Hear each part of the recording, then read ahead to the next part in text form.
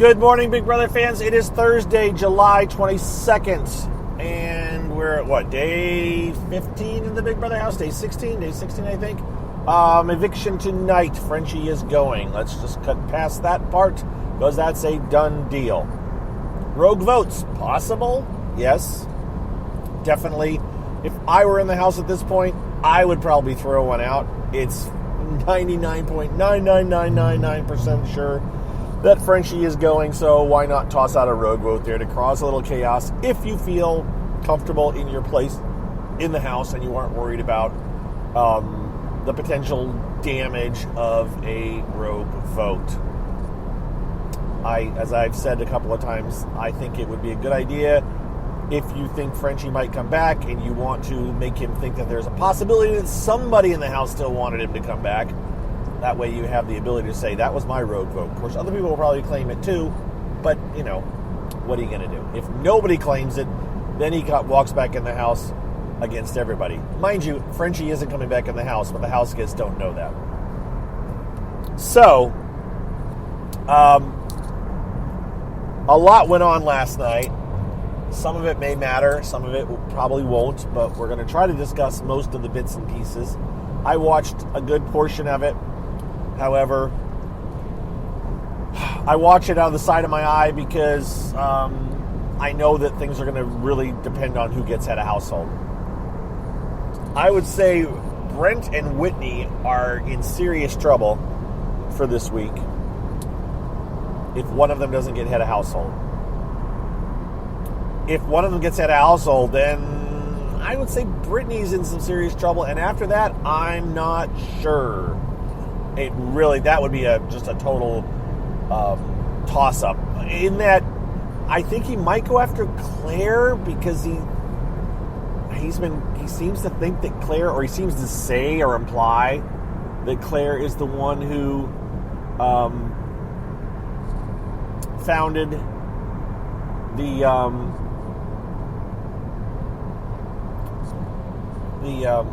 police car. Car's coming up really fast. I'm like, that's a police car. Okay, maybe I should get over since I'm going a little bit above the speed limit. Claire is getting credit for founding the All Girl Alliance, which she didn't do. Her name seems to be coming up more often than not.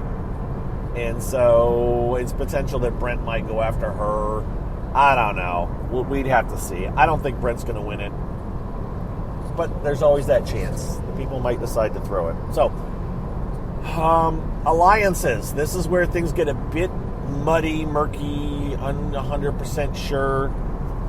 Forgive me, especially since I don't have a chart here with pictures and names, because in my brain I'm going like, okay, who's in which alliance and which team? And what I can tell you is that, and this is where, and someone pointed this out on my timeline too, it's a bit of, okay, maybe you're trying a bit too hard. And this would be Tiffany and Claire, actually. And I'm not sure they're the ones that came up with the idea, but they went along with it. And making fake alliances is not necessarily, that's when you may be getting a bit too confident in your game. So Tiffany and Claire, whether they were the originators or just went along for the ride, were involved with, decided to go along with the idea of making an alliance between the Queens, right? They're the Queens, and the Aces. The Aces are Whitney, Brent, Hannah, and Derek X. Now, the whole point of making a fake alliance is because they don't intend to keep Whitney and Brent safe. So they're really not. The thought is that they do want to kind of keep Hannah and Derek X safe, at least for a while, but they don't want to keep Brent and Whitney safe. But they made this fake alliance. I think they're calling it the Mafia, and they have a whole fake cigar putting out thing that they'll do as this little thing. I don't know. It's first of all, it's fake because the people that are in the Queen's Alliance told other people about it. So it's like, yeah, it's not real. And I think Derek maybe even knows that it's not real. Yeah. So,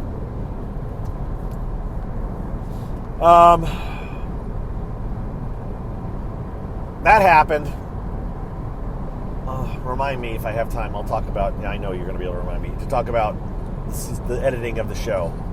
I may go back to that again. So that happened last night. Also last night was another alliance being formed in way. These have been talked about, by the way. This was just more of a formalization of this because they talked about kind of teams teaming up to work together, and this was the Queens and the Kings actually formed an alliance of a sort. They're calling it, I think, the Royal Flush. I think that's what they're calling it, and they came up with names for everybody, like we're going to call, this person King Kyland. It was more, what is the term, alliteration? It was more the way the name sounded. It didn't mean Kyland's the king. Like Queen Claire, I think. He was just more of the, that plays well, that rolls off the tongue well, that's what we'll call it. I don't think they're going to stick with that. That's a bit much to go with actual names within the alliance. But so the Queens even told the Kings team about the fake alliance with the Aces. So that's, so everybody in the house except for the Jokers in theory know about this alliance, and that's only 3 people. 4 people, soon to be 3 people. So it is what it is. I'm just curious if CBS is even going to show that one. It all depends on how much time they have. That was the editing I was going to talk about.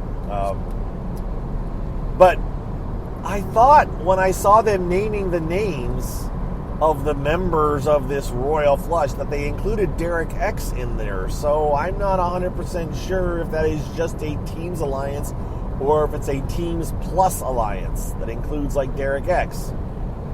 Again, not sure, but I thought his name was included in the naming of the members. So that went on.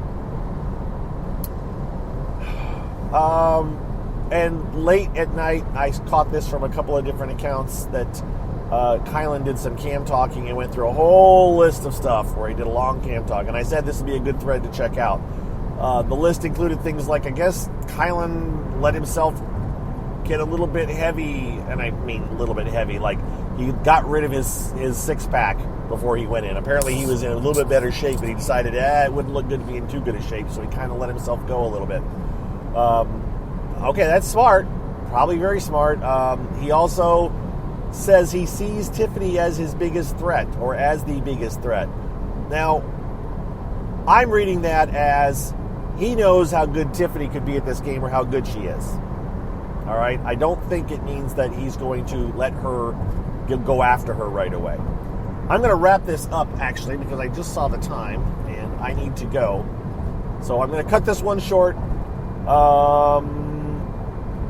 Anyways, that was a good read. The other thing I did want to touch on is that I did do my number crunching on the alliances, how many people remember alliances. That's all going to change now when you look at the alliance chart that Dolphin will probably come out with tomorrow or maybe today yet with these new alliances that form. But the score-wise, I gave a point for each alliance a person was in, and I gave a half point for each other connection, be it a final two or a showmance or some other kind of a pinky swear, all those kind of different potential relationships. I gave a half point for those. Obviously, some of those are going to be missed, but I got the ones that Dolphin listed, except for I threw in Xavier and Tiffany because I think that's a bit of an alliance there too, or a bit of a relationship. So in the end, the scoring, adding up all the numbers together, I came up with giving the top person of the most points was Tiffany. I'm not shocked. That's who I would have guessed. She's in the most alliances, has the most extra relationships, which to me means she's in the best position. Who's in the worst position? Oh, guess what? It's Brent. Again, makes sense. So the numbers show what I already, or most of us already suspected. And so it's interesting to see how those numbers play out over the course. I will probably try to do this through the course of this season, at least to a point where it becomes moot. By the way, moot is a word, M-O-O-T. Not, though it's a word, M-U-T-E. which somebody used in the house last week or the other day, maybe yesterday, where they said something was mute. It's moot. it's the word is moot. Learn that word. There's a power word that you should learn, because moot means it's pointless. Mute is not what the word mute means. Mute means to silence. So don't ever tell someone that this is the point. You're making a mute point. Don't say that. You can say you're making a moot point, or the point is moot, meaning it's just don't even bother. It's not worth it. If you say the point is mute, you will be wrong, and some people in the room will know you're wrong and think, yeah, they don't know their words. So just a word to the wise, or an example, a suggestion. All right, with that, I'm going to wrap things up, because yes, I've got something I got to do. Thank you, everyone listening. Thank you for those of you that are patrons. Appreciate it. Live eviction tonight.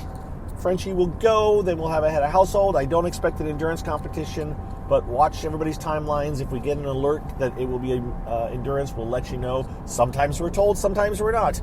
Not expecting it, though, because they didn't shut down the house until really late in a normal week. When they normally let them have the house later than they do if they're going to have like a big, huge, fancy setup. But of course, watch, I'll be wrong.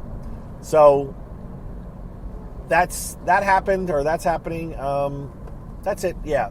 Thanks again, patrons. Thank you, everybody else. You guys have a good evening. I will talk to you tomorrow, and I'm sure a lot will have changed. All right. See ya. Bye-bye.